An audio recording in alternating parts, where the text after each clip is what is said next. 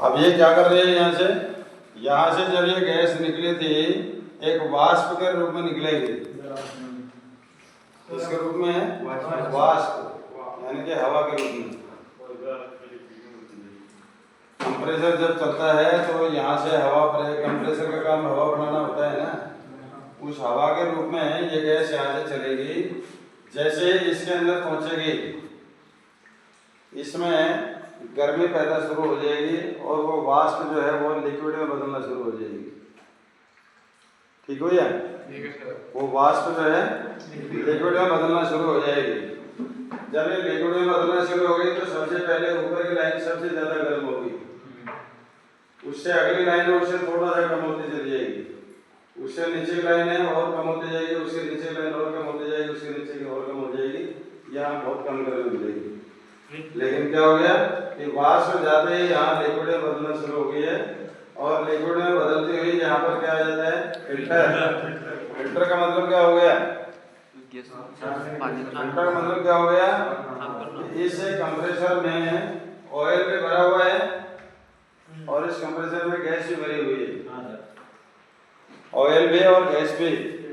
By chance आपने fridge का रखरखाव सही नहीं किया, बाई चांस पावर सप्लाई अगर हमारी ज़्यादा आ जाए किसी भी कारणवश से, जैसे कि आप स्टेबलाइजर पे फ्रिज के ऊपर एक स्टेबलाइजर लगाते हो ना, वो क्यों लगा रहे हैं?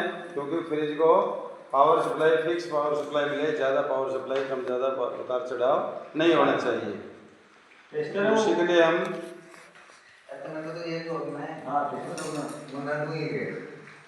ठीक है। इसका मतलब क्या हुआ, उसमें जो गैस है वो चल के, पता नहीं बीच में बोल पड़ते हो ना, मैं डिस्टर्ब हो जाता हूँ। थोड़ा सा कंट्रोल किया करो, कोई कुछ भी आ रहा है लेके जा रहा है, ले जाने दो। यहाँ से जब ये प्रेशर से चलेगी, लिक्विड में बदलेगी, तो यहाँ से चलने के बाद जब इसके अंदर जाएगी तो फिल्टर का मतलब है कि इसमें ऑयल आगे नहीं जाना चाहिए, सिर्फ गैस जानी चाहिए। समझ में आ गया ना? तो ऑयल में हो सकता है टाइट कम हो सकता है, ऑयल में हो सकता है कोई कचरा भी आ सकता है, कोई कुछ भी चीज आ सकती है आपके। अगर इससे आगे की लाइन में अगर वो गैस जाने लगी है तो बहुत सारे मोड आ रहे हैं कूलिंग कॉइल में, तो किसी भी मोड पे जाकर के आपने मान लीजिए यहाँ तक आ गई, कचरा यहाँ आ गया, आपने फ्रिज को बंद कर दिया, कचरा कहाँ रुक जाएगा? किसी जगह। हाँ जी, मान लो यहाँ से आपने कंप्रेसर को चला रखा था और यहाँ से प्रेशर से चल करके और यहाँ तक आपकी गैस पहुँच रही है, लेकिन उस गैस के साथ क्या हो गया? ऑयल में चला गया। आपने फ्रिज को बंद कर दिया, बंद कर दिए, अब वो गैस कहाँ तक पहुँची? आधे रास्ते में, वहाँ जाकर के वो बर्फ में बदलना शुरू हो जाती है। इसका रास्ता बहुत बारीक है, 0.31 mm, इसका मतलब बात से भी बारीक होल है इसमें। उसके अंदर से ये प्रेशर से जब चलेगी तो यहाँ ऑयल भी आ गया, ये भी आ गया, तो इसमें चौकिंग आ सकती है ना जल्दी करके। तो थोड़ी सी बर्फ जम गई, आगे ये ऑयल भी नहीं गया, गैस भी नहीं गई और यहीं जमा हो गई, तो हम क्या कहेंगे? चौकिंग आ गई। अब वो ठंडापन कहाँ तक दिखाई देगा? इधर से लेकर इधर तक, इस हिस्से में इधर कोई भी चीज ठंडा नहीं होगी, क्योंकि पाइपलाइन में यहाँ चौकिंग आ गई है, गैस यहीं तक पहुँच रही है सिर्फ। ठीक है भैया? तो उस चौकिंग को हम सावधानी से क्या कर लेते हैं कि यहाँ फिल्टर लगा देते हैं, क्योंकि यहाँ से जब ये चली है तो ये हाई प्रेशर से चल के जा रही है। हाई प्रेशर में जब यहाँ आकर के मोड बन जाते हैं बहुत सारे, तो हाई प्रेशर किसमें बदल जाता है? लो प्रेशर, क्योंकि इसको लिक्विड में बदलना है।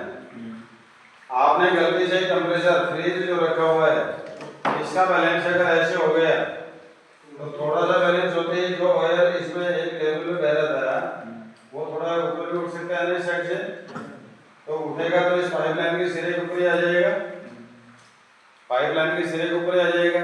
तब क्या होगा? ये कंप्रेसर जैसे ऑन करोगे प्रेशर से ऑयल भी चला जाएगा लाइन में। अब ऑयल चलेगा तो चौकिंग आएगी नहीं आएगी?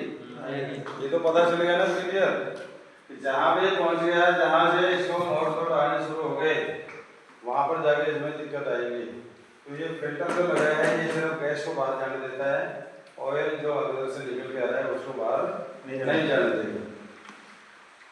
जिस दिन आपका फ्रिज के साथ ऐसी बदतमीजी हो जाती है कि वो बर्फ जमाना बंद कर दिए गए हैं, तो हम क्या देखते हैं कि यहाँ से चले हुए इस पार्ट्स के ऊपर हाथ लगा के देखते हैं सारे पे, तो क्या मिलेगा? अगर कोई बिल्कुल भी गर्म नहीं हुआ है तो इसका मतलब क्या है, यहाँ आपका जो कंप्रेसर से गैस जा रही थी अब वो वहाँ नहीं जा रही है। ठीक है भैया? क्यों नहीं जा रही होगी? क्योंकि ये लाइन यहाँ पर इनके साथ में जोड़ी जाती है, परमानेंट पहले जुड़ी हुई नहीं होती है। इनको जब हम इसमें जोड़ते हैं तो इसको पाइप के अंदर पाइप ऐसे फंसा देते हैं और उसके बाद यहाँ पर सोल्डरिंग कर देते हैं, टाँका लगाते हैं ब्लो लैंप के द्वारा, कॉपर की रोड होती है, रंगा लगा के और उसको वेल्ड कर देते हैं। तो जब इसको वेल्ड करते हैं तो यहाँ पर किसी प्रकार की लीकेजिंग नहीं होनी चाहिए।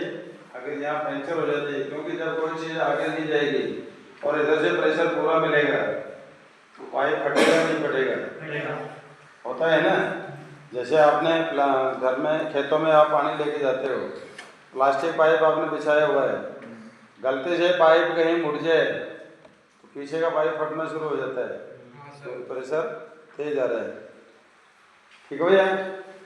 तो ऐसे कहीं पर भी लीकेजिंग आ जाएगी तो आगे इसके ऊपर कोई भी किसी भी प्रकार का आपको कूलिंग नहीं मिलेगा, क्योंकि यह हाई प्रेशर से गैस निकली थी और वो इसमें जितनी गैस थी वो सारे गैस इसके द्वारा बाहर निकल गई।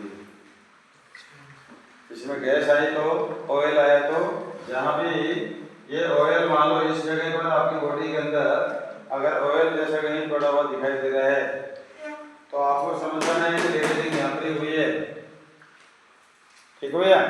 मान लो ज्वाइंट यहाँ पर हो रहा है, ज्वाइंट यहाँ पर हो रहा है या ज्वाइंट यहाँ पर हो रहा है, इनके चारों तरफ अगर हमें नमी जैसी दिखाई दे रही है, ऑयल जैसा पड़ा हुआ दिखाई दे रहा है, तो आपको तुरंत समझना है कि फ्रिज के अंदर यहाँ से गैस निकल चुकी है।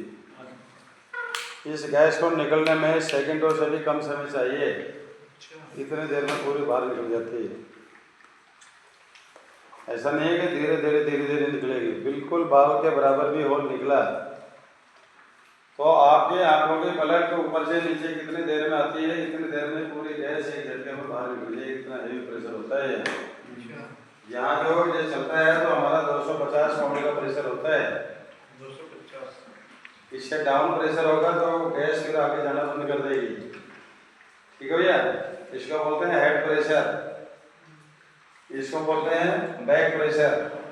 इधर से स्टक कर रहा है तो किस प्रेशर से किस प्रकार से कर रहा है, क्योंकि ये गैस सर्किल इस प्रकार से जाते हुए वापस शीशे के अंदर आता है, तो जिससे आ रहा है वहाँ से स्टक किया जाता है और जहाँ से निकलता है उसको डिस्चार्ज बोलते हैं।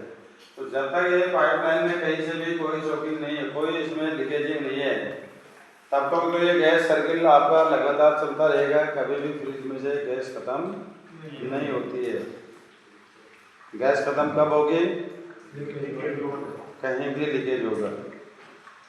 इसमें यहाँ पर पाइपलाइन जोड़ी जाती है, यहाँ पर फिल्टर जो बार बार चोकिंग होता है तो इसको हटा करके इसमें चोकिंग वेल्डिंग की जाती है, यहाँ पर वेल्डिंग होती है, ये पाइपलाइन चोकिंग हो जाती है तो इसको उठा करके यहाँ पर भी ज्वाइंटिंग आएगी। ठीक है? ये बिल्कुल ओके होता है यहाँ तक आपका ये पाइपलाइन, फिर यहाँ आकर के इसकी ज्वाइंटिंग होती है। ठीक है भैया? कितनी जगह ज्वाइंट हुआ? एक यहाँ पर है, 2 3 4 के बाद में 5 जगह पर आपने इसमें ज्वाइंटिंग करना होता है। हाँ जी,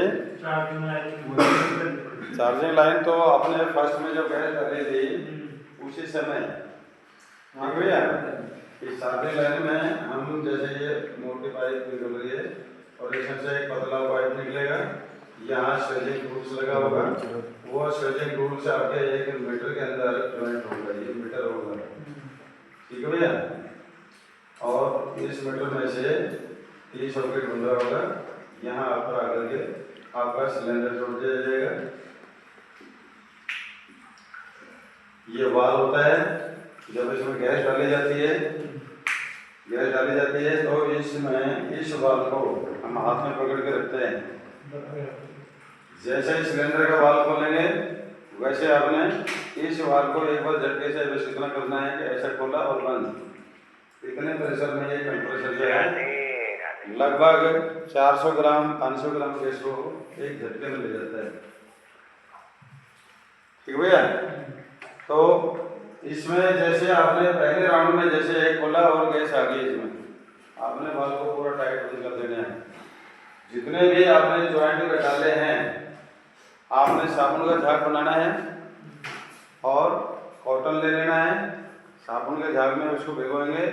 जितने भी ज्वाइंट हैं इन सारे ज्वाइंटों के ऊपर इस प्रकार से उसको लगाकर देखते जाइए। अगर वहाँ लीकेज जैसी महसूस हो रही है, जरूरी नहीं है कि एक बार चेक कर लिया हो गया सर नहीं आ रहा। भाई साहब आपको कम से कम 1.5 घंटे 2 घंटे तक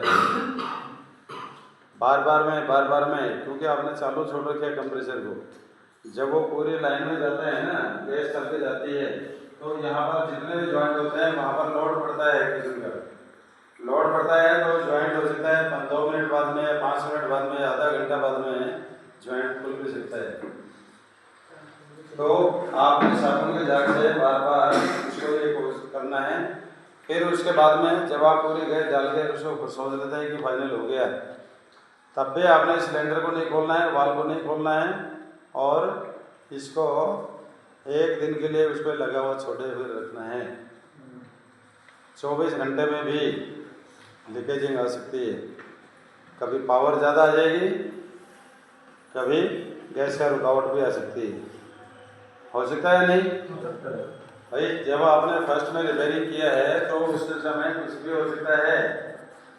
कंप्रेसर का प्रेशर 250 वोल्ट से ऊपर का प्रेशर तो जब हो जाएगा तो इसमें से तेल और गैस दोनों निकल सकते हैं, जा सकते हैं नहीं। इसका मतलब है कि आप पावर सप्लाई को कंट्रोल करने के लिए स्टेबलाइजर का प्रयोग करके देखिए। जब आप स्टेबलाइजर लगा के इसको चला रहे हैं तब तो पता है कि निश्चित पावर आ रही है, तो पावर सप्लाई की वजह से तो शॉकिंग नहीं है, खराब नहीं हो रहा है। आप किसकी वजह से ये गैस लाइन में जो गैस चल रही थी वो किसी जगह पर रुकावट बन गई है। कब बनी होगी रुकावट कि जब गैस डालने से पहले हमने इसको पूरा वैक्यूम करना होता है। पूरा का पूरा जो डिपार्टमेंट है ये सारा वैक्यूम करना पड़ेगा, खाली करना पड़ेगा, इसमें पहले से कोई कचरा विराजमान ना हो। अगर पहले से इसमें कोई कचरा बैठा हुआ है और दोबारा आपने गैस सीधा डालना शुरू कर दिया तो फिर ये चौकी हो जाएगी।